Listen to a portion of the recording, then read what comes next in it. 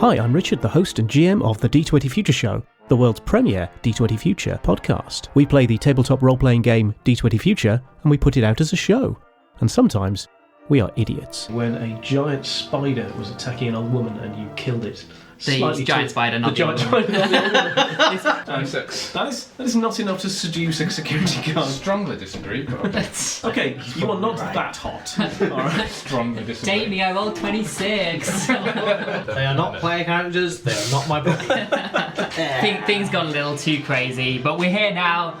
Party time! Party time! It's a crazy day. The D20 Future Show is available on all good, neutral and evil podcast platforms. Just go to your podcast app and search for the D20 Future Show, and you're bound to find us. You're welcome. Podcasting gold. Yeah, we'll see.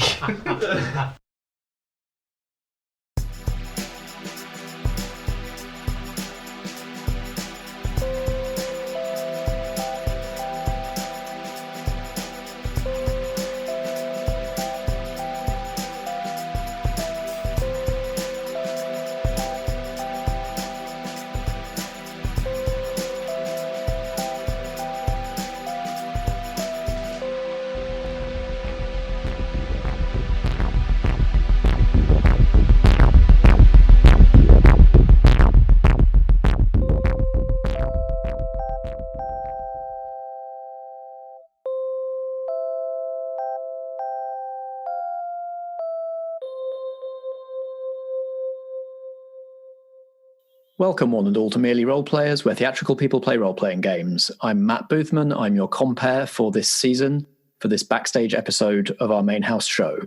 I am joined in the quarantine bunker by Josh. Hello. Also by Dave. Hello. And by subject of today's Backstage episode, welcome Ellen. Hello. How are we all managing in our pandemic lockdown? All the days have merged. I'm not sure what time it is anymore. It's quite hot in my shed. That's the problem. It's always hot in here. It's March 92nd. Yep. Yes. Yeah, what is time? Maybe we'll explore that in this story.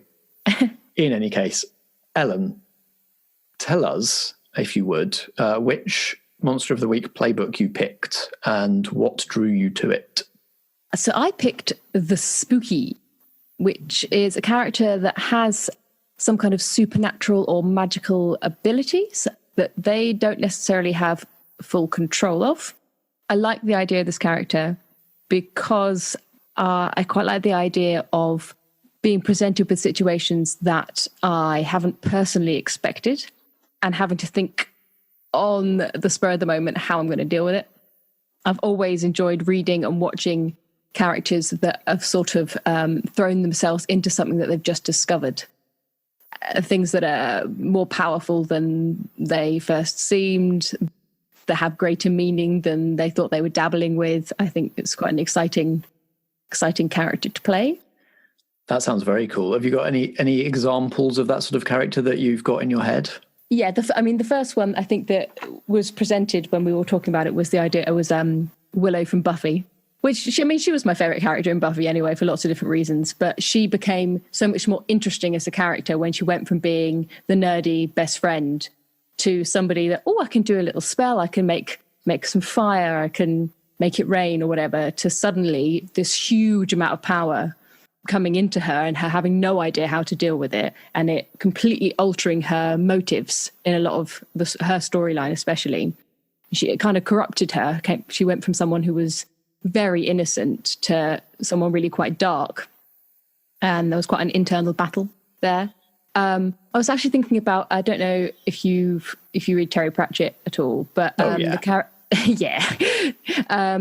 character of Tiffany Aching, because there's something about that kind of small town English village thing of this person, this girl that's sort of born and bred in this local community, very family oriented, that suddenly discovers this power within her. Or I was specifically thinking of the Wintersmith, where there's this other being that she's attracted to in some way that she doesn't understand, and it completely sucks her into situations and vulnerabilities and power within herself that comes out completely from nowhere. She won't listen to anyone's warning about it. She just goes after it. Yeah, they were my main kind of thoughts for this character. Yeah. Great. Well, I'm fascinated to see where they lead. Do you have a concept in? So there's sort of two approaches you can take to creating characters in these things. You can have a concept in your mind already and pick the options off the sheet that fit that concept, or you can pick options that you think look cool and work out what that means. Which way around are you approaching this? I do have a concept. I wouldn't say it was completely fleshed out, but I kind of know who I think I want to be. So probably that way around would be better, and we can flesh it out more as we pick moves. Cool. Well, tell us about that. What do you know so far? Okay, so from what I was saying about like Willow and Tiffany aching and that sort of thing, is that though I have, I think through my history, I have developed certain supernatural abilities. I think I'm very much human, and I'm very much an ordinary person to begin with in my story. I imagine that I am a sort of teenage / early 20s girl who is born and bred in this town. She knows everybody. She's lived there. She's been to school there. She's worked there. I think probably like my parents run the local pub or something like that. Very, up until New Powers came, very bored of this town and wanting to get out. And I was thinking that perhaps she has an older brother or an older sibling that worked for Doom. She didn't know this. They were working the boring government job. She didn't know this until suddenly he has gone missing, and it's led her to sort of go through his belongings, maybe read. Maybe he had some kind of journal where he was remembering. If the law is that we naturally don't remember these supernatural beings or whatever. And so bit by bit, she started to piece together this. I think that I had an idea for how my supernatural powers came to be. I think that she works at the local, I was thinking like small theme park. Yeah. Like I'm thinking Dreamland, Margate kind of thing. It's her weekend job. She hates it. And she was bullied by her boss one day to run the tarot reading tent. Ooh. And in so doing, not taking it at all seriously, out of nowhere, she's suddenly got a spirit guide. That's cool. Who seems very sweet and gentle, but I don't know where we begin the story, whether she's already discovered this or not, but they have their own ulterior motive. And though they can help her maybe do a little bit of astral projection or read minds or manipulate people a little bit in certain situations that trigger them in some way, their motivation, they take complete control over her. And so it's that balance she has between wanting to use this person because they've got answers to all of the mysteries that she's trying to solve and everything. But she doesn't know at what point that person and what is motivating her spirit guide to sometimes just go, nope, my body now. So yeah, that's kind of what I'd got. I love this. I love that you're bringing a mystery into the story before it's even started. What happened to this sibling? Yeah. Why did they disappear? What were they looking into? That's brilliant. Cool. Let's go through the sheet and see if we learn any more. Lovely. First of all, you get to pick a look. You've got some options for gender presentation, for eyes, and for clothing. What takes your eye there? I'm going to go with woman. She's not a girl, but she's a young woman, early 20s. Let's go with dark eyes. Nice. Got dark eyes. I'm thinking she's a little bit scene, like a little bit goth emo scene. Wouldn't admit it, but. So it's like dark irises and then also eyeshadow. Oh yeah, she's doing a full smoky eye. Nice. It's gone out of fashion. She doesn't care. She's from a small town. Go stand out somehow in Sherrydown, Exactly. however we're saying it. Yeah, she is. She's the local goth kid. And, oh, God, now I'm going to have to go with goth clothes, aren't I?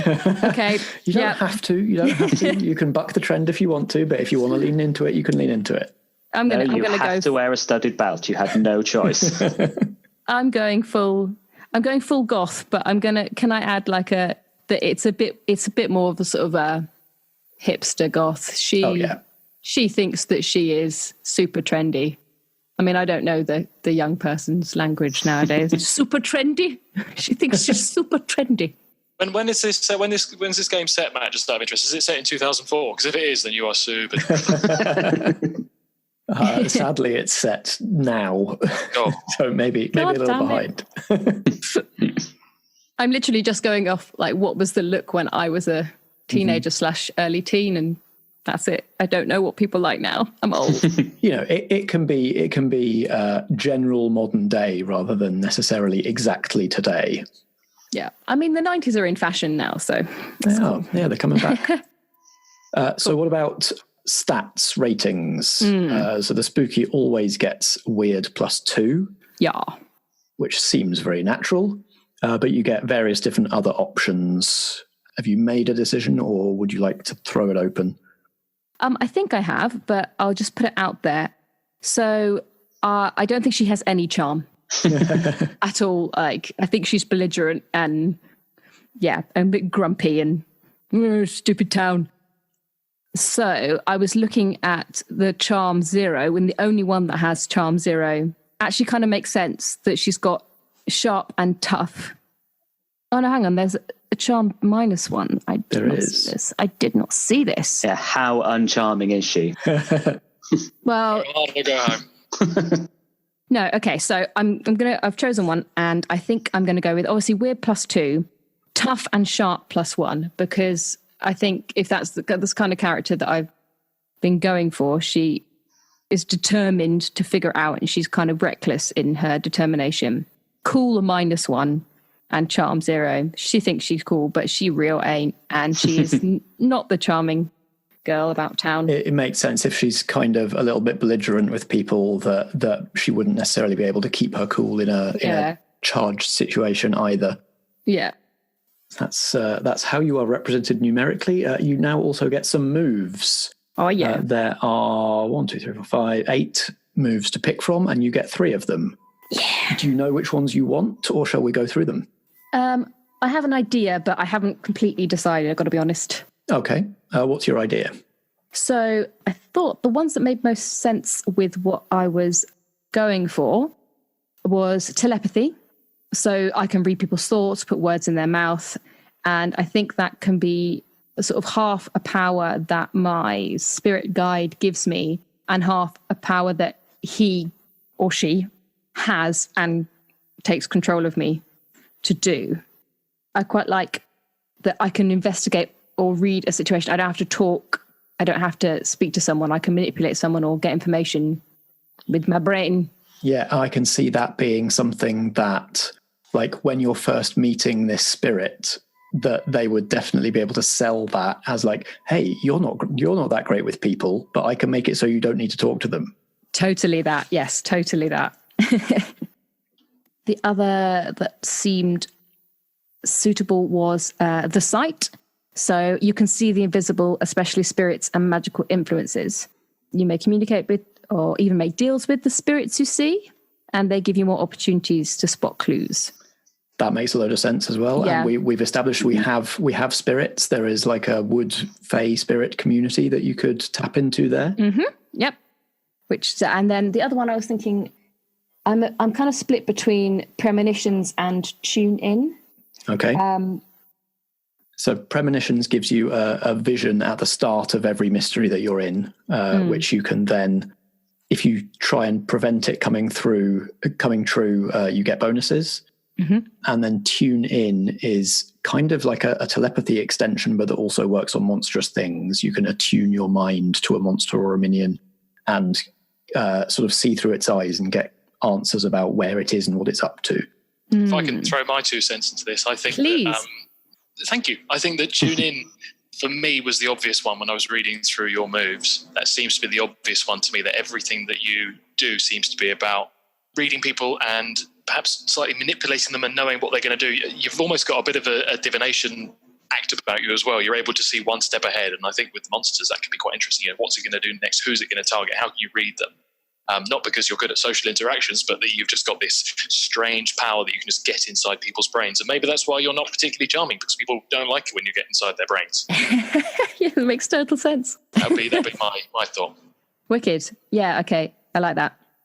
And and we can discover things as we tell the story, but I can see lots of cool ways that we could like describe how this is happening. Like it could be your familiar spirit or spirit guide, like going and like leaving you and going into something else and feeding you back information from where it is, or just like appearing over their shoulder and whispering things to you. That's really cool. Yeah, lots of cool opportunities. I realize I forgot to ask, do you have a name for this character yet? I do. Her name is Jess Butterworth. Very cool. Born and bred in small town Britain. Like it. I like it very much. I haven't actually decided a name for my spirit guide yet. Okay. But we can think about that. We can workshop that. Okay. Josh has done lots of research, as we know. Maybe something will come up from that.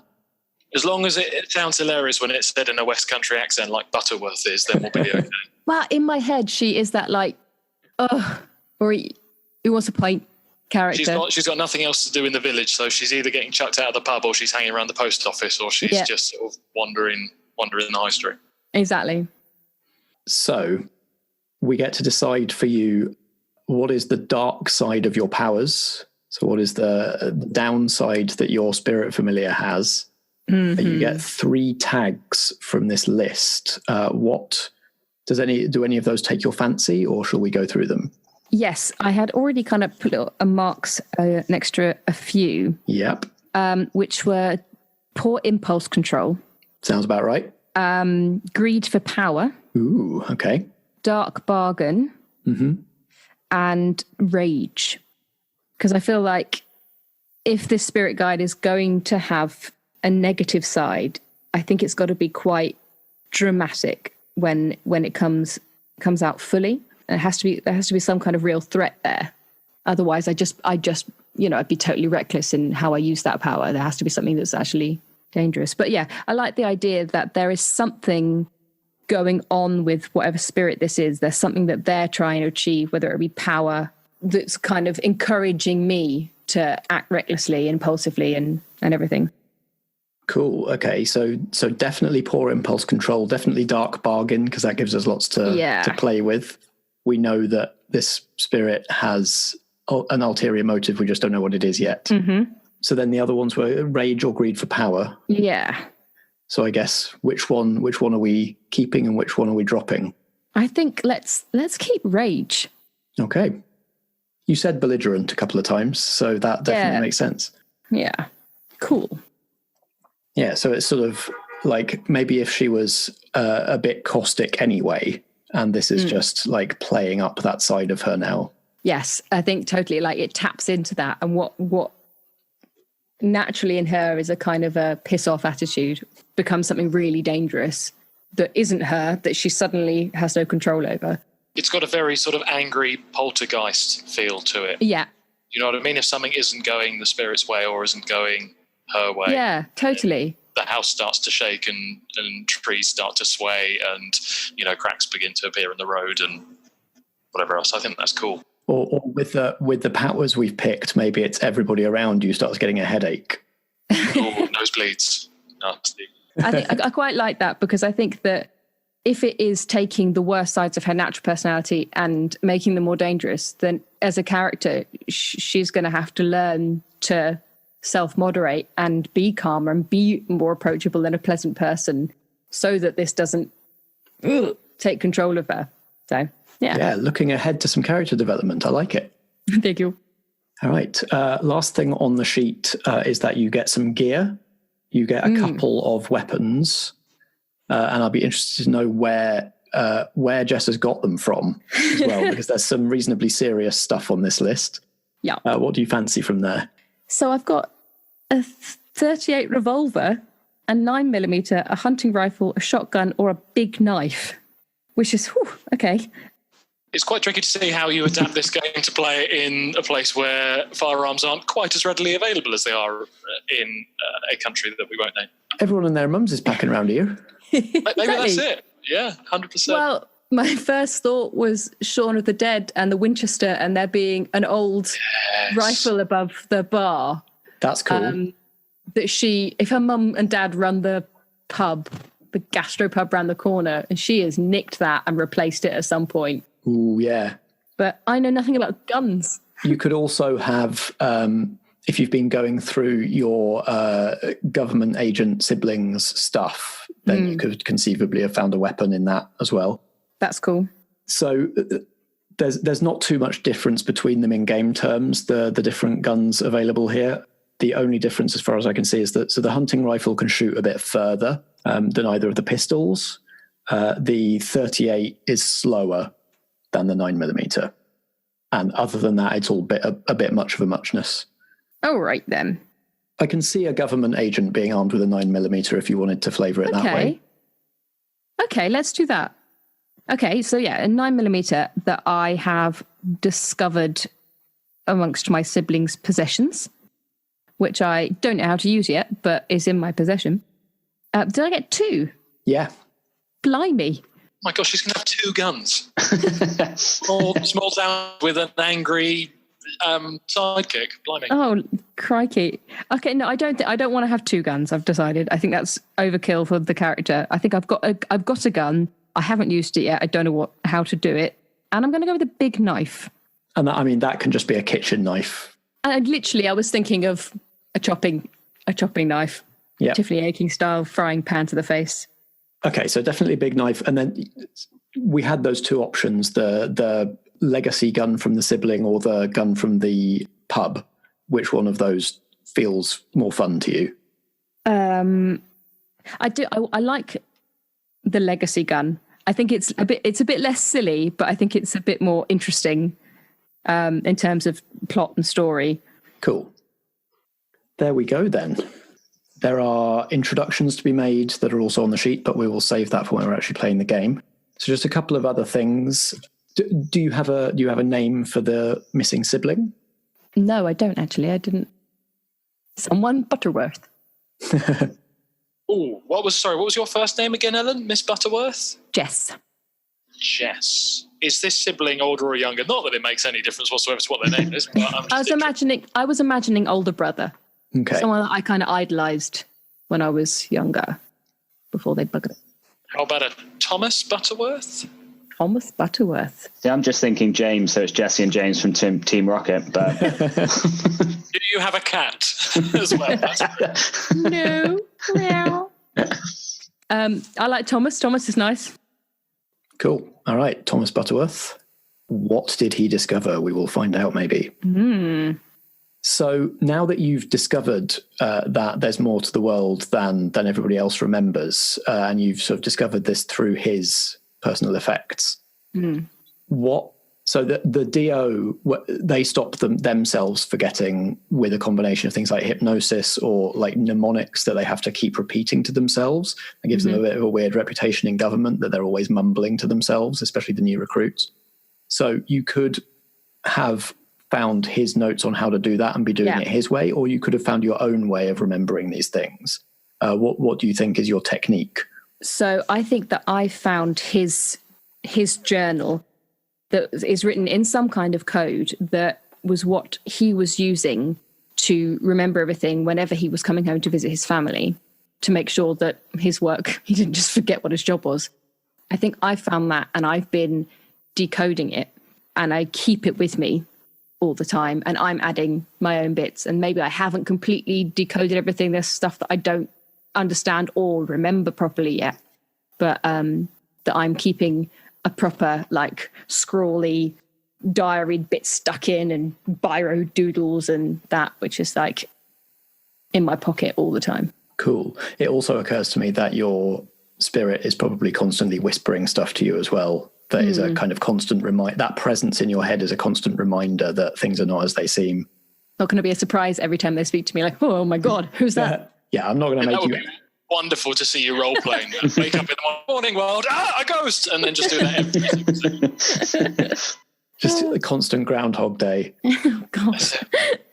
And so we have, in the course of this backstory, we've added a couple of things to the town. We have a pub and we have a small theme park. Do we want to name those? Oh, yeah, let's. Naming pubs is always fun. Yeah, it is. It's got to be proper small town. There's a pub in my town called the Foal and Broccoli. Wow. Yes. That's a bit out there. One name should definitely be an animal, the other should definitely be a vegetable. The calf and sprout. Yeah, definitely a root vegetable. Brilliant. That's the badger and parsnip sound. I like all those options. I'm The giving mink and the celeriac. It's Jess's parents' pub, so I'm giving Ellen executive control over the name of this pub. That's a wise decision. Let's go for the Duck and Parsnip. Cool.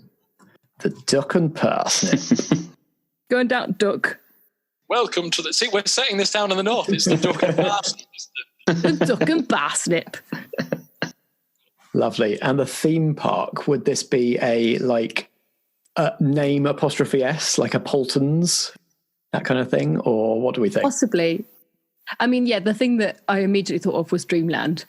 Just because, I don't know if you guys ever went before it was redone. It's just that it's called Dreamland and it's the place of absolute nightmares. It's in Margate. Oh, it's sort of like the roller coaster tracks are bucking into the sea and people lose friends and children on the dodgems every so often. I went there at 14 and I went on the water luge thing and the water was fully stagnant. And so I want something that kind of has the all of the idealism. Just imagine this like Wonderworld. Slightly tacky. Yeah. Wonderworld's quite nice. Yeah. Or the Amazement Park.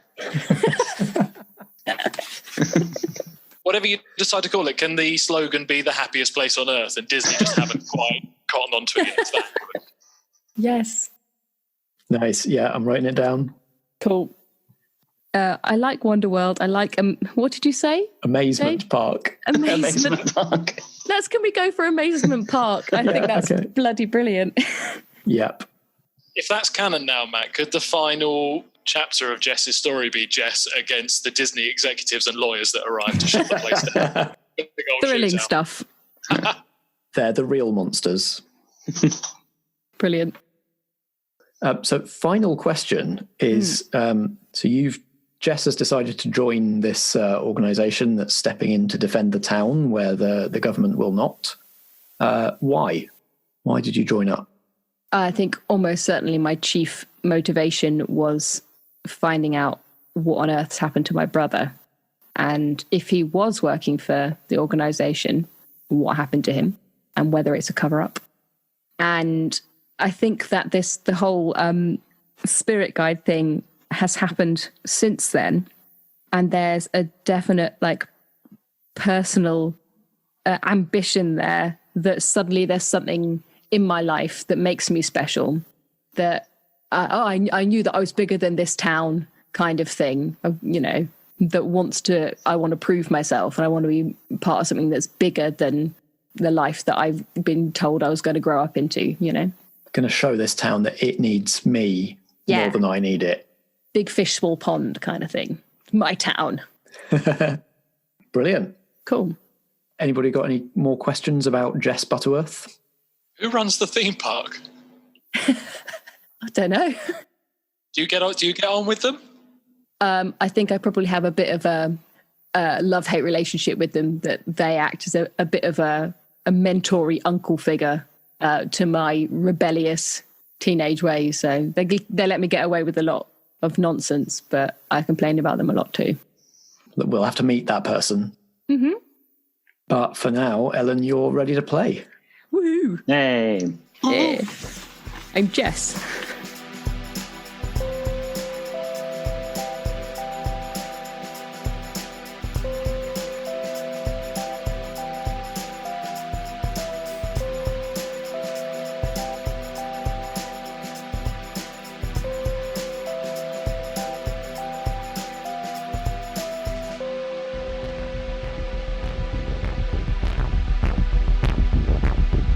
This has been Vigil, a main house production from Merely Roleplayers. It stars Ellen Gould as Jess Butterworth, Chris McLennan as Ed Kincaid, Helen Stratton as Melody, and Chris Buxey as Calisteria Softbinding. Sound design for this production is by Natalie Winter, and the theme music is by Alexander Pankhurst. I'm Matt Boothman, and I play the supporting cast, as well as editing and producing the episode. We were playing Monster of the Week, a role-playing game by Michael Sands, published by Evil Hat Productions. You can find Monster of the Week at genericgames.co.nz. Merely Roleplayers is a Foggy Outline production in association with Blackshaw Theatre Company. Until next time, if drama be the food of life, play on.